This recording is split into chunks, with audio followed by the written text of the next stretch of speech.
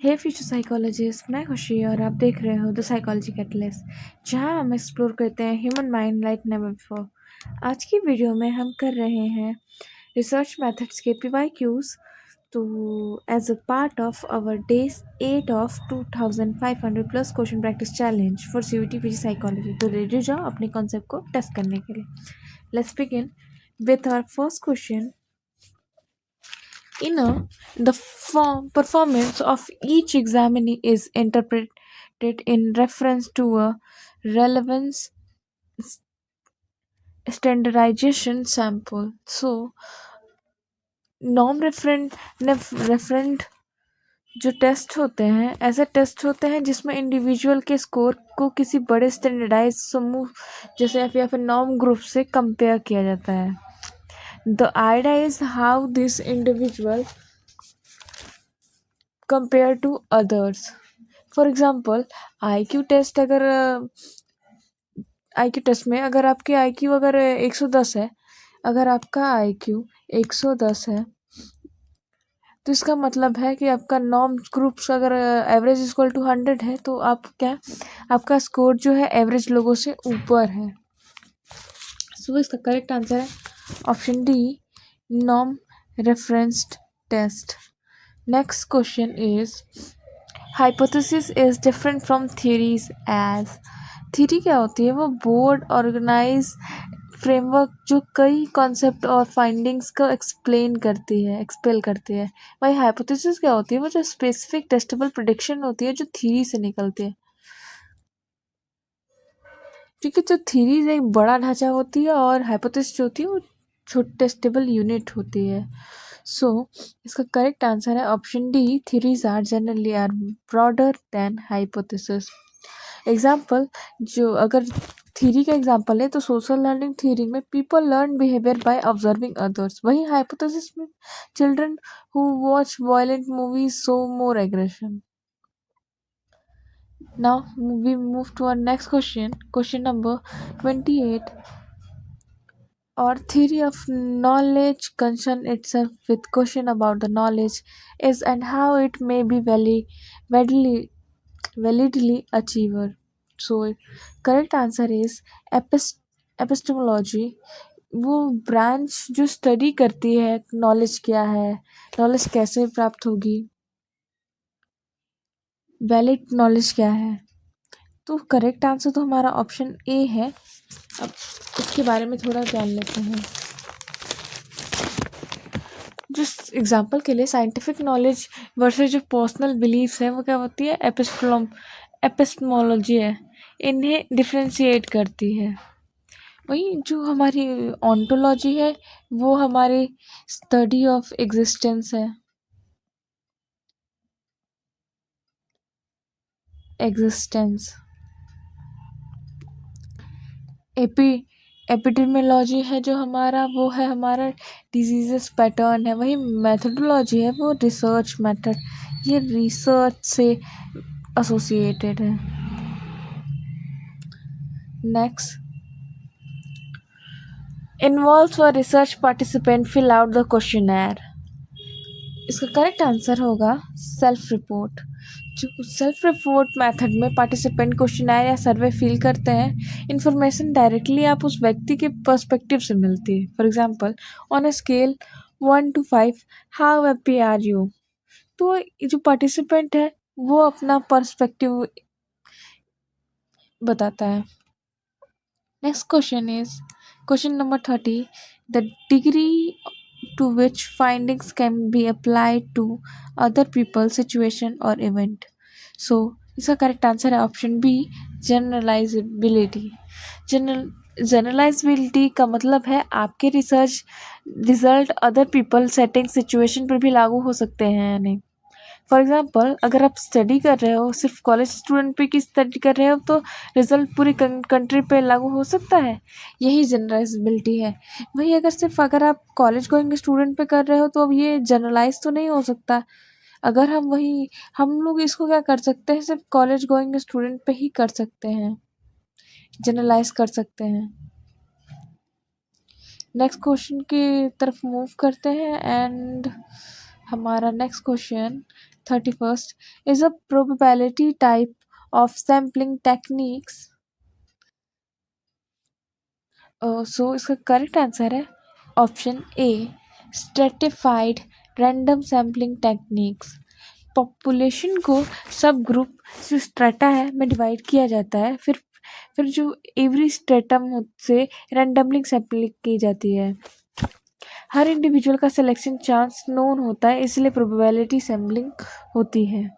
Next question, इसका अगर हम इसको एग्जाम्पल से समझे तो पॉपुलेशन में 60% फीमेल्स और 40% मेल्स सैंपल भी इसी प्रोपोर्शन में सेलेक्ट किया जाता है। Next question is question number 32। Social behaviour and thoughts are influenced in certain ways by factors called, so experiment में इंडिपेंडेंट वेरिएबल के फैक्टर होते हैं जो बिहेवियर या थॉट्स को इन्फ्लुएंस करते हैं। So correct answer option D, independent variable. Example, अगर डस क्राउड अफेक्ट अग्रेशन, तो क्या है ये क्राउडिंग क्या हो जाएगी, हमारी जो क्राउडिंग हो जाएगी वो आईवी हो जाएगी, वही जो एग्रेशन है वो हो जाएगा हमारा DV. Confounding and mediating influence करते हैं, लेकिन बेसिक फैक्टर जो होता है वो आईवी ही होता है। Next question is, researcher conducted by watching other people's behaviour as they go about their normal routine is, so इसका करेक्ट आंसर है, रिसर्च पार्टिसिपेंट्स में को उनको नेचुरल इन्वायरमेंट में बिना इंटरफेरेंस ऑब्जर्व करता है, तो इसका आंसर होता है naturalistic observation. For example, children playground में नेचुरली कैसे बिहेव करते हैं, ऑब्जर्व करना, कंट्रोल्ड ऑब्जर्वेशन में रिसर्चर सेटिंग बदलता है या नहीं, ये स्टडी ही हमारा क्या होता है, watching other people behaviour. Neutral ये क्या होता है, क्योंकि हम किसी तरह के सिर्फ वॉच कर रहे हैं, किसी तरीके का कंट्रोल नहीं कर रहे हैं। Next, an in depth study of particular individual is called, so हम इन डेप्थ में किसी पर्टिकुलर इंडिविजुअल की स्टडी कर रहे हैं, इसका करेक्ट आंसर है केस स्टडी। हम किसी इंडिविजुअल की पूरी केस को स्टडी करते हैं, किसी एक इन डेप्थ डिटेल्ड इन्वेस्टिगेशन होती है, तो किसी इंडिविजुअल ग्रुप या फिर रेयर घटना की होती है। जैसे for example, Phineas Gage, personality changes after brain injury, classic, ये क्या है हमारा, अगर हम क्लासिक स्टडी कर रहे हैं, केस स्टडी कर रहे हैं। Next question is, the method that allows cause and effect inference is called, correct answer is option C, experiment. Experiment में रिसर्चर क्या करता है, आईवी को मैनिपुलेट करता है और सभी एक्सट्रानियस वेरिएबल्स को कंट्रोल करता है, इसलिए कॉज इफेक्ट रिलेशनशिप क्लियरली मिलता है। कोरिलेशन सिर्फ एसोसिएशन बनाता है, कॉजल नहीं। सो अब हमारा नेक्स्ट क्वेश्चन है question number 36। Out of the following which one is not example of probability sampling. Probability sampling के बारे में भी हम लोगों ने पहले भी बात किया है। इसका सही आंसर होगा option D, quota sampling. Quota sampling में से ग्रुप्स की जो कोटा सेट होते हैं किए जाते हैं, लेकिन सिलेक्शन रैंडम नहीं होता, इसलिए नॉन प्रोबेबिलिटी जो सैम्पलिंग होती है उस मेथड्स में simple, random, stratified, cluster quota sampling, इनमें बिल्कुल डिफरेंट होता है। यानी सिंपल टर्म में अगर हम लोग समझें तो ये जो 3 टर्म्स हैं ये इसमें कुछ सिमिलैरिटीज हैं, बट जो कोटा सैम्पलिंग है ये बिल्कुल ही डिफरेंट है। सो योर करेक्ट आंसर है option D. Next is, the entire group that researcher is interested in is called C. इसका करेक्ट आंसर होगा सी, पॉपुलेशन। पॉपुलेशन कहता है पूरा ग्रुप जिसके बारे में रिसर्चर कंक्लूजन चाहता है, जितना सैंपल का एक छोटा हिस्सा। फॉर एग्जाम्पल, जितने भी CUET PG साइकोलॉजी के अप्लीकेंट्स हैं वो क्या है, वो होल पॉपुलेशन है, वहीं पे जो 100 100 सेलेक्टेड जो है पार्टिसिपेंट्स वो होते हैं samples.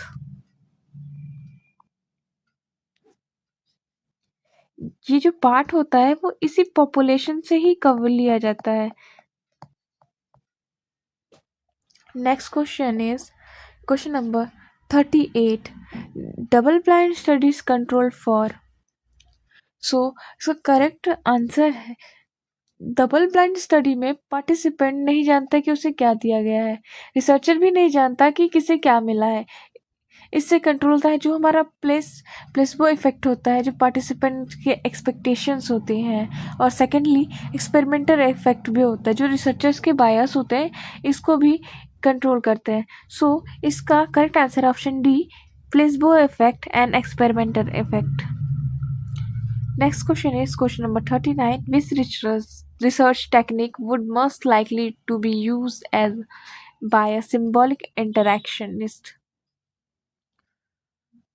Symbolic interactionism interpersonal meaning, symbols, interpretations को समझता है।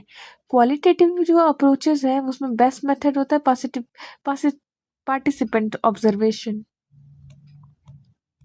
सो हमारा करेक्ट आंसर होगा ऑप्शन बी, जो और रिसर्चर खुद भी ग्रुप के साथ इंटरैक्ट करता है और मीनिंग को समझाता है। Next question is question number 40. A group of 4-year-olds is given an IQ test. They get retested at the age of 8, 12, 20. This is an example of. So इसका करेक्ट आंसर है longitudinal study.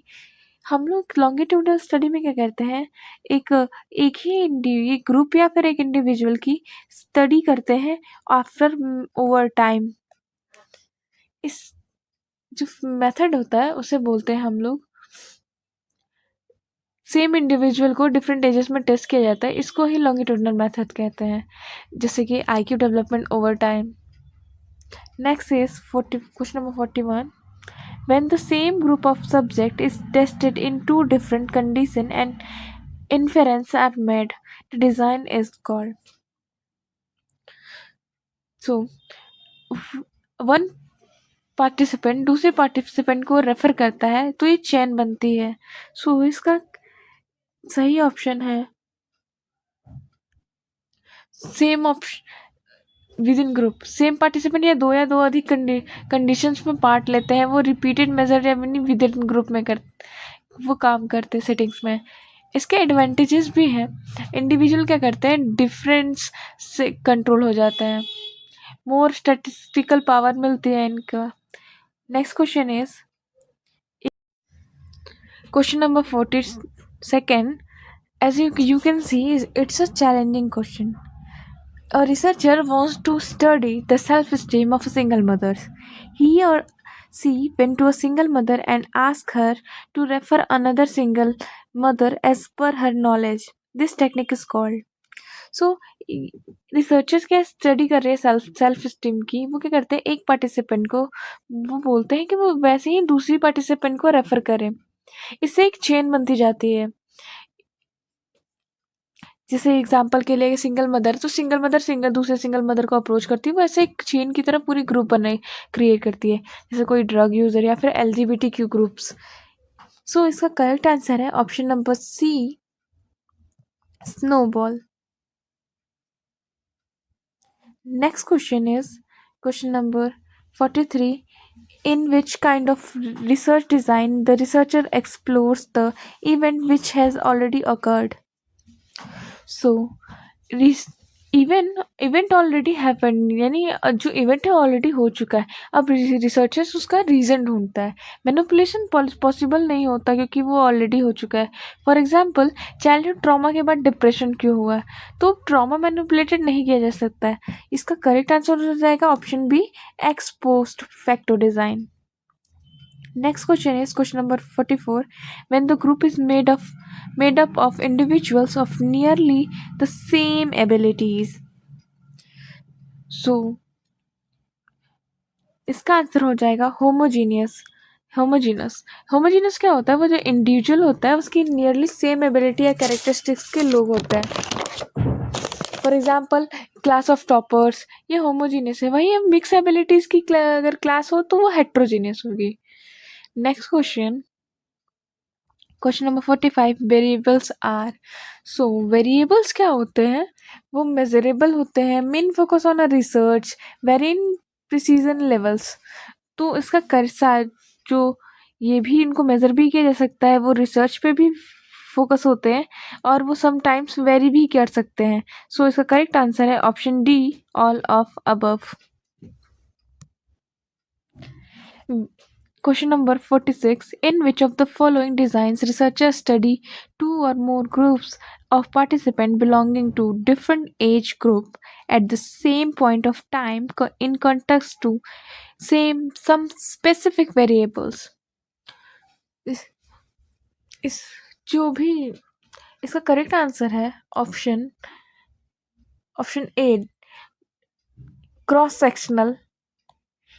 Different age groups को एक ही समय पर study किया जाता है, जिसमें से 5 ईयर, 10 ईयर या 15 ईयर के जो चिल्ड्रन, सभी चिल्ड्रन को एक फिक्स टाइम पे, फॉर एग्जांपल 2025 में अगर हम स्टडी कर रहे हैं तो ये सबको एक साथ स्टडी की जाएगी।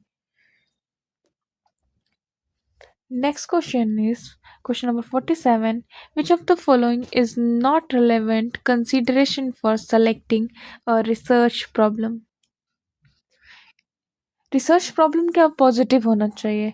ज़रूरी नहीं होता कि अदर क्राइटेरिया भी इम्पॉर्टेंट है, पर उनमें unambiguity, feasibility, theoretical relevance, availability of tools, इसलिए ए इज़ नॉट रेलेवेंट।